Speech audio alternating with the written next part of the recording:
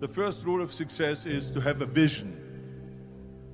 You see, if you don't have a vision of where you go, and if you don't have a goal where you go, you drift around and you never end up anywhere.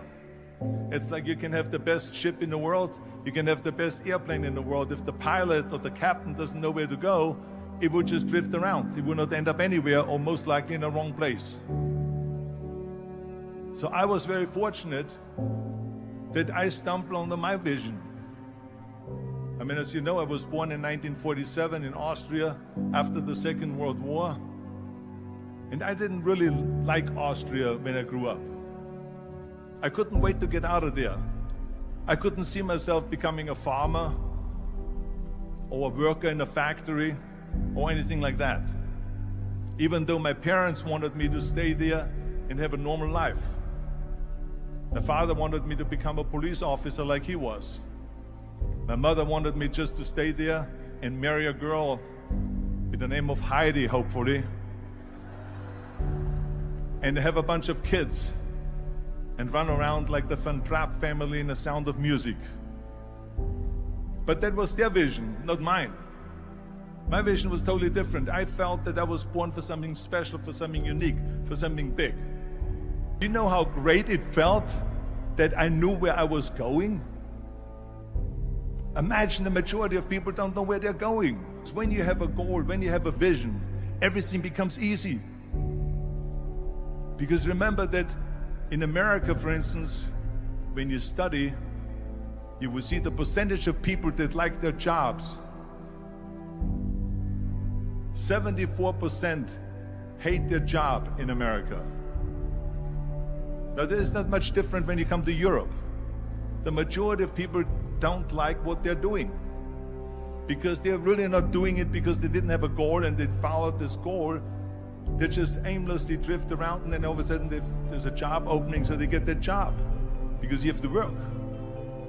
But then when you work, it's a chore. It's work.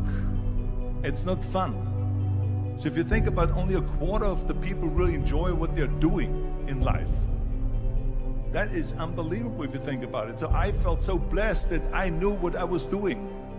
It's like a medical student that studies and knows he wants to become a doctor. You know where to go. So I knew where to go. So people always ask me, when they saw me in the gym in the pumping iron days, they say, why is it that you're working out so hard? 5 hours a day, 6 hours a day, and you have always a smile on your face. The others are working out just as hard as you do, and they look sour in the face. Why is that? And I told people all the time, I said, because to me, I'm shooting for a goal. In front of me is the Mr. Universe title. So every rep that I do gets me closer to accomplishing that goal, to make this goal, this vision turn into reality. Every single set that I do, every repetition, every weight that I lift will get me a step closer to turn this goal into reality.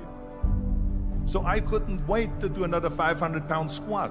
I couldn't wait to do another 500-pound bench press. I couldn't wait to do another 2,000 reps of sit-ups. I couldn't wait for the next exercise, for the next half hour of posing and all the kind of things that you have to do to be a champion. And with the age of 20, I went to London and I won the Mr. Universe contest as the youngest Mr. Universe ever. And it was because I had a goal. So let me tell you something, visualizing a goal and going after it makes it fun. You got to have a purpose no matter what you do in life. You got to have a purpose. So that's rule number one, have a vision. Rule number two is, don't listen to the naysayers.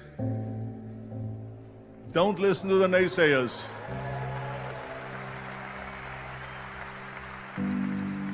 Everything I ever did, the thing that I heard out of people's mouth was, that's impossible. That can't be done. Or no. So whenever someone said to me, it can't be done, I heard, it can be done. When they said no, I heard yes. And when they said it's impossible, I heard it is possible. I'm a strong believer of what Nelson Mandela said, that everything is always impossible until someone does it.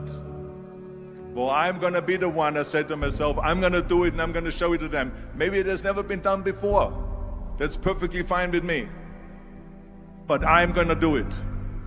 And I did not listen to the naysayers. The next thing, the third point that I'm going to make to you is, before we sit down with Jürgen and talk about the rest of the three, is work your ass off.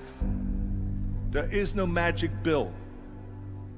There is no magic out there. You cannot get around. You have to work and work and work. And it drives me crazy when people say that they don't have enough time to go to the gym for 45 minutes a day and work out, or to do something for 45 minutes to an hour a day to improve, if it is physically improve or if it is mentally to improve. Imagine you read 1 hour a day about history. How much you will learn after 365 hours in 1 year. Think about if you study about the history of musicians, of composers, how much you would know. Imagine if you would work on the business, on some business that you want to develop every day for an hour. Imagine how further along you will go and get. So it drives me nuts because when people say we don't have the time, we have 24 hours a day. We sleep 6 hours a day, so that gives you still 18 hours. So there's someone shaking their head out here in front. They say probably, I don't sleep 6 hours, I sleep 8 hours, right? Or just sleep faster.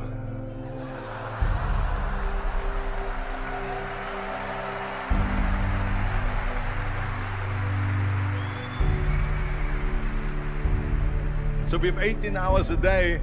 The average person works around 8 to 10 hours. So let's assume it's 10 hours, so we have 8 hours left. Then you travel around an hour a day, maybe 2 hours a day. So now you have still 6 hours left. So what do you do with these 6 hours?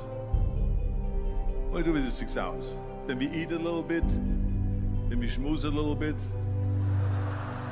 talk a little bit to people and all that stuff. But you can see how much time there is available if you organize your day. So you got to work hard. I mean, let me tell you something. When I went to America, I went to college. I went and worked out 5 hours a day. And I was working on construction. Because in those days in bodybuilding, there was no money. I didn't have the money for food supplements or anything. So I had to go to work. So I worked on construction. I went to college. I worked out in the gym, and at night from 8 o'clock at night to 12 midnight, I went to acting class 4 times a week. So I did all of that. There was not one single minute that I wasted. I became very friendly with Muhammad Ali in the 70s. And Muhammad Ali worked his butt off. And I saw it firsthand. And I remember that there was a sports writer that was there in the gym when he was working out and he was doing sit-ups. And they asked him, how many sit-ups do you do? And he said, I don't start counting until it hurts. Now think about that. He doesn't start counting his sit-ups until he feels pain. That's when he starts counting. That is working hard. And so you can't get around the hard work. It doesn't matter who it is.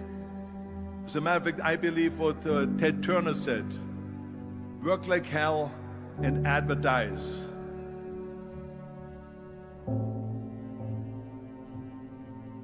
You get it? Work like hell, go to bed, and early to rise, work like hell and advertise. So you work your ass off, and then you let the world know about your work. That's what it is all about. Let people know. If you have a company, if you have a movie, if you do a sports, work your ass off, but then advertise and let everyone know.